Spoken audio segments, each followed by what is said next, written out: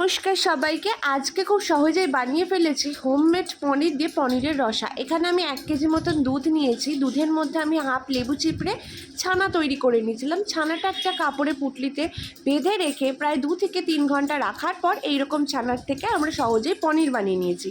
কড়াইতে তেলের মধ্যে এই পিসগুলোকে ভালো করে ভেজে নেব। ভাজা হয়ে গেছে, এখানে দেখতেই পাচ্ছ ভাজা হয়ে গেছে। সেই তেলের মধ্যেই আমি দিয়ে দিচ্ছি ডুমো ডুমো করে কেটে রাখা আলুগুলো হালকা যখন ব্রাউন হয়ে যাবে তুলে নিলাম। এই পেস্টটা দিয়ে দিয়েছি তেলের মধ্যে। এটাতে ছিল পোস্ত, কাজু আর তার সাথে কাঁচা লঙ্কা বাটা। এইটা দিয়ে ভালো করে নাড়িয়ে চাড়িয়ে এর মধ্যে আমি হলুদ গুঁড়ো দিয়ে দিলাম 1 চা চামচ। তার মধ্যে দিয়ে দিচ্ছি লঙ্কার গুঁড়ো, ভালো করে মিক্সড করে নেব। লবণ দিয়ে দিচ্ছি স্বাদ অনুযায়ী দেবে। এই হচ্ছে কি তখন কালারটা যখন তেল যখন দেখবে ছাড়তে শুরু করেছে তার মধ্যে হাফ চামচ চিনি, একটু মিষ্টি মিষ্টি ভাবের জন্য। নিরামিষ তরকারিতে মিষ্টি মিষ্টি ভাবটা থাকলে খুব ভাল লাগে। তো এখানে আমি পনির আর আলুগুলো দিয়ে তার মধ্যে দিয়ে দিলাম আমি কসুরি মেথি, একটু ঘি।